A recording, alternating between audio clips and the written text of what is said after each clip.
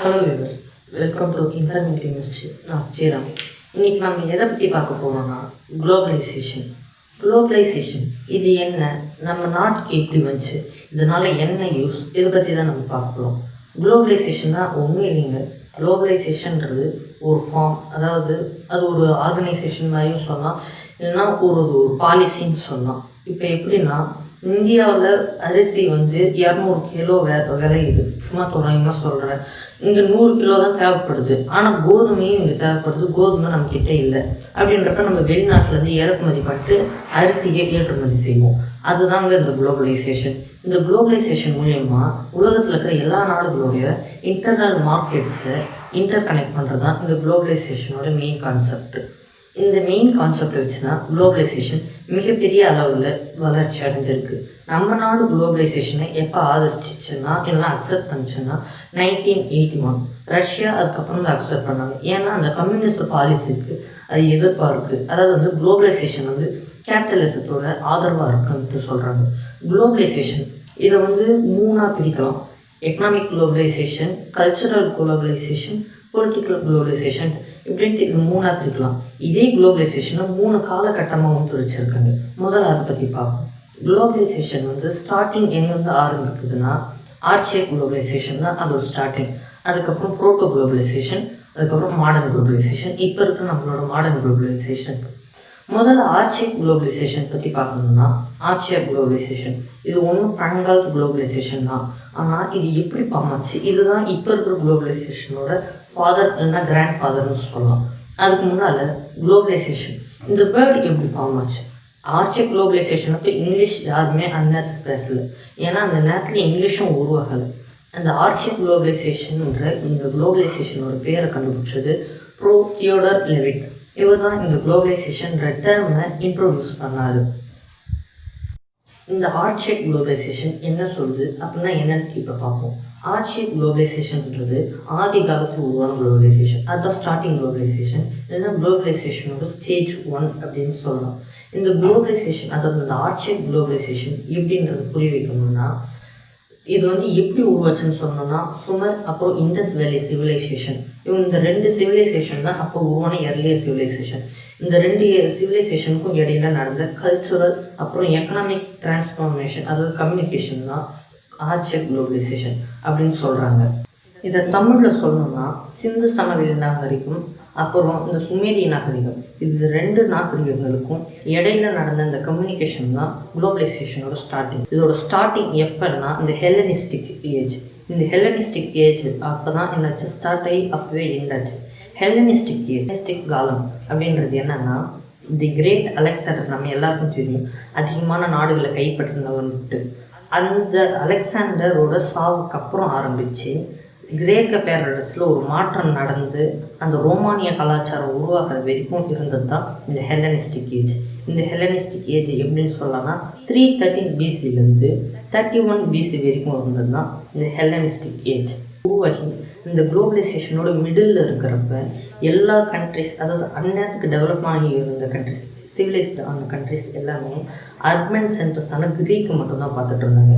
ஆனால் அப்போ அந்த இடத்துல இருக்கிறவங்களுக்கு தெரியாது, இந்தியாவில், சவுத் இந்தியாவில், தமிழ்நாட்டில் இந்த குளோபலைசேஷன் மிகப்பெரிய லெவலில் வளர்ச்சி அடைஞ்சு சவுத் ஈஸ்ட் ஏஷியா மொத்தமே அவங்க ஆக்குப்பை பண்ணி அவங்களோட ட்ரேடை வளர்த்தாங்கன்றது.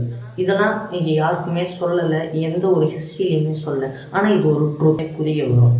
இது மட்டும் இல்லாமல் இந்த இஸ்லாமிக் ஏஜ் அப்போ குளோபலைசேஷன் மிகப்பெரிய லெவலில் இந்தியாவில் வளர்ச்சி அடைஞ்சிச்சு. எர்லி ஃபார்ம் ஆஃப் குளோபலைசேஷன் இப்படி கிளாஸிஃபை ஆச்சுன்னா, இந்த எர்லி ஃபார்ம் ஆஃப் குளோபலைசேஷன் இந்தந்த இடத்துல இருந்துச்சுன்னா சில இடங்களில் தான் இருந்துச்சு. எங்கன்னா இந்த ட்ரேட் லிங்க்ஸ், ரோமன் எம்பையர், பார்த்தியன் எம்பையர், இந்த மாதிரி இருக்கிற எம்பையர்ஸ், அது மட்டும் இல்லாமல் ஹன் டைனஸ்டி, இந்த ஹன் டைனஸ்டி, ரோமன் எம்பையர், பார்த்தியன் எம்பையர், இந்த மாதிரி எம்பையர்ஸ்லேருந்து இந்த ட்ரேட் லிங்க்ஸ், இந்த எம்பையர்ஸ்க்கு இடையில இருந்த இந்த ட்ரேட் லிங்க் தான் என்னாச்சு, இந்த குளோபலைசேஷனை அடுத்த லெவலுக்கு போகிறதுக்கு ப்ரிப்பேர். இந்த எஸ்பெஷலி ஹன் டைனஸ்டி சில்க் ரோடுன்ற ஒன்று ஃபார்ம் பண்ணாங்க. டோட்டல் ஏஷியாவில் முக்கால்வாசி பிளேசஸை கவர் பண்ணி இந்த சில்க் ரோட் ஃபார்ம் ஆச்சு. இந்த சில்க் ரோட் மூலிமா சில்க் மட்டும் இல்லாமல் நிறைய விதமான கலாச்சாரங்கள், வழிபாடுகள், பண்பாட்டு முறைகள் இது எல்லாமே டிரான்ஸ்போர்ட் ஆகி கம்யூனிகேட் ஆச்சு. இதுதான் இந்த ஏர் ஷேக் குளோபலைசேஷன். இதுக்கப்புறம் ஏன் இந்த குளோபலைசேஷன் வளரல, இதோட ஸ்டாப் ஆச்சுன்னா மங்கோல்ஸ், அதாவது இந்த சிங்கிஸ்கான் தலைமையில் இருந்த மங்கோல்ஸோட அட்வென்ட் மூலியமாக என்ன ஆயிடுச்சு, இந்த குளோபலைசேஷன் அத்தோடவே நின்றுச்சு. ஏன்னா மங்கல் எம்பையர் வந்து என்ன பண்ணாங்க, டோட்டல் அந்த குளோபலைசேஷன் நடந்த மெயின் பிளேஸான சில்க் ரோடு, அந்த சில்க் ரோடை என்ன பண்ணிட்டாங்க, டெஸ்ட்ராய் பண்ணி அந்த இடம் பூரா அவங்க ஆக்குப்பை பண்ணாங்க. அதனால தான் சிங்கிஸ்கானும் ஒரு அதிகமான பிளேசஸை கைப்பற்றினவர்னு சொல்கிறாங்க. அடுத்து பார்த்தோன்னா ப்ரோட்டோ குளோபலைசேஷன். இது வந்து ஒரு மெயினான குளோபலைசேஷன்னு சொல்லலாம். ப்ரோட்டோ குளோபலைசேஷன் தான் எம்என்சிஸ். இந்த எம்என்சிஸ் தான் இந்த ப்ரோட்டோ குளோபலைசேஷனுக்கு ஒரு தளபதி மாதிரி இருந்து உருவாக்க ஆரம்பிச்சிச்சு. அந்த நேரத்தில் தான் இந்த எம்என்சிஸோட அட்வான்ஸ் அப்புறம் அதோட தலை தூக்கல்கள்லாம் ஆரம்பிச்சிச்சு. ப்ரோட்டோ குளோபலைசேஷன் எது வந்து ஸ்டார்ட் பண்ணலான்னா, ஃபஸ்ட்டு எம்என்சியான பிரிட்டிஷ் ஈஸ்ட் இந்தியா கம்பெனி, அந்த கம்பெனிலேருந்தே ஸ்டார்ட் பண்ணுவோம். ஏன்னா அதுதான் ஃபஸ்ட்டு எம்என்சி. அந்த ஃபஸ்ட்டு எம்என்சி க்ரியேட் ஆனதுலேருந்து தான் இந்த ப்ரோட்டோ குளோபலைசேஷன் உருவாச்சு. இங்கிலீஷ் ஈஸ்ட் இந்தியா கம்பெனி மட்டும் இல்லாமல் நிறைய கம்பெனிஸ் உருவாச்சு. இங்கிலீஷ் ஈஸ்ட் இந்தியா கம்பெனி பிரிட்டிஷால் உருவாக்கப்பட்டது.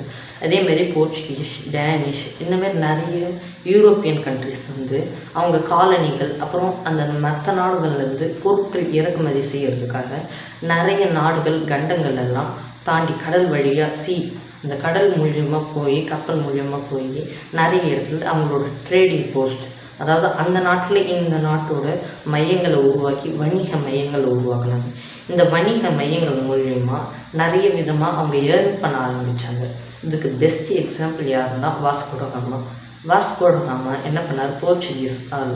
அவர் என்ன பண்ணார், இந்தியாவை கண்டுபிடிச்சி இந்தியாவில் கேலிக்கட், அதாவது கல்கட்டாவில் வந்து இறங்கி அவர் ஒரு கப்பல் முழுக்க எடுத்து போனார். கிட்டத்தட்ட அது இந்த தமிழ்நாடுக்கு 5-6 வருஷம் ஃப்ரீயாகவே சாப்பாடு போடுற அளவுக்கு அவ்வளோ ஸ்பைசஸ், சாப்பாடுகள், உணவு, பட்டு, தங்கம், இது எல்லாத்தையுமே என்ன பண்ணார், சீப்பான ரேட்.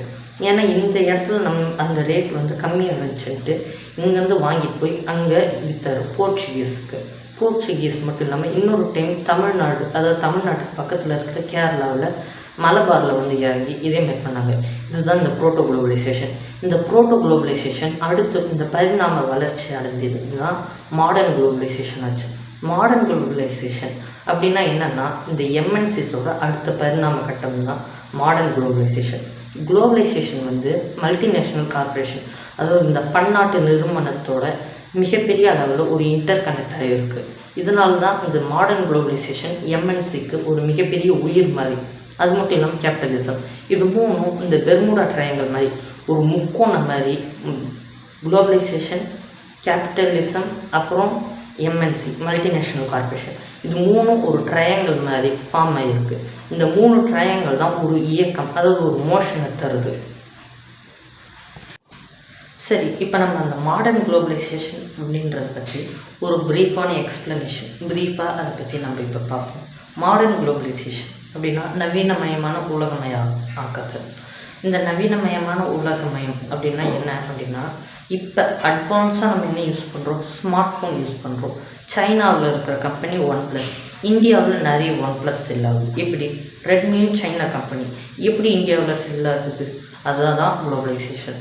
இந்த குளோபலைசேஷன் மூலிமா சைனாவில் இருக்கிற பொருள் இங்கே விற்க முடியுது, அதேமாதிரி இங்கே இருக்கிற பொருட்கள் சைனாவில் விற்க முடியுது. இதுதான் பெஸ்ட் மாடர்ன் குளோபலைசேஷனுக்கு எக்ஸாம்பிள். இந்த மாடர்ன் குளோபலைசேஷனும் மல்டிநேஷ்னல் கார்பரேஷன் பன்னாட்டு நிறுவனத்துக்கும் என்ன ஒரு ஒற்றுமை அப்படின்றத பற்றி பார்ப்போம். மாடர்ன் குளோபலைசேஷன் இது பெரிய அளவில் ப்ராடக்ட் சேல் பண்ணணும். ஒரு பெரிய கம்பெனியால் தான் ஒரு 5-6 நாட்டில் சேல் பண்ண முடியும். ஒரு 5-6 நாட்டில் அது சேல் பண்ணுறப்ப அந்த ப்ராடக்ட் மூலயமா அந்த கண்ட்ரியோட எக்கனாமி இன்க்ரீஸ் ஆகும். மல்டிநேஷ்னல் கார்பரேஷன்னா என்னென்னா, அதாவது பன்னாட்டு நிறுவனம்னா என்னென்னா, ஒரு 5-6 கண்ட்ரி, அதோட ஹோம் கண்ட்ரியை தவிர்த்து 5-6 கண்ட்ரியோட எக்கனாமி, அதாவது ப்ரொடக்ஷன், கூட்ஸ் சேலிங், இந்த கூட்ஸ் சேலிங்கை வந்து கண்ட்ரோல் பண்ண முடிஞ்சிச்சுன்னா, அந்த எக்கனாமியை ஆக்குப்பை பண்ண முடிஞ்சிச்சுன்னா அது பேர் மல்டிநேஷ்னல் கார்பரேஷன். இந்த மல்டிநேஷ்னல் கார்பரேஷன் தான் பெரிய அளவில் இப்போ நம்மளால் பேசப்படுது. நிறைய பேர் இப்போ அந்த மல்டிநேஷ்னல் கார்பரேஷனில் தான் போய் வேலையும் செய்கிறோம். எடுத்துக்காட்டுக்கு அமேசான், இன்டெல், நிறையவே இருக்குது. மைக்ரோசாஃப்ட் கூட ஒரு மல்டிநேஷ்னல் கார்பரேஷன் தான். அமெரிக்காவில் உருவாக்கப்பட்ட விண்டோஸ் 10 நம்ம இப்போ கம்ப்யூட்டரில், இங்கே இருக்கிற கம்ப்யூட்டரில் யூஸ் பண்ணுறோம். இதுதான் பெஸ்ட் எக்ஸாம்பிள் ஃபார் எம்என்சி. இப்போ இந்த மாடர்ன் குளோபலைசேஷன் ஃபுல்லாகவே based on capitalism and MNC. இந்த கேபிட்டலிசமும் எம்என்சியும் தான் மிகப்பெரிய அளவில் ஒரு தராசு தட்டில் இருக்கிற 2 வெயிட் கிராம் மாதிரி. இது இல்லைன்னா இந்த மாடர்ன் குளோபலைசேஷனால் உருவாகவும் முடியாது. இந்த மாடர்ன் குளோபலைசேஷனோட ஸ்டார்டிங் எங்கே இருந்ததுன்னா 18th century, 18th century, அப்புறம் 19th century, 20th century, 21st. இதுதான் இந்த குளோபலைசேஷனுக்கான மெயின். இந்த 4 centuries தான் ஸ்டார்டிங்லேருந்து வருது. 18th centuryயோட லேட்டர் 18th century, அதாவது ஹிட்லர் பிறக்கிறப்ப குளோபலைசேஷன் பிறந்தது, மாடர்ன் குளோபலைசேஷன். அங்கேருந்து 20th centuryலேருந்து 21st century வரைக்கும் இதோட அட்வென்ட் இருந்துக்கினே வருது.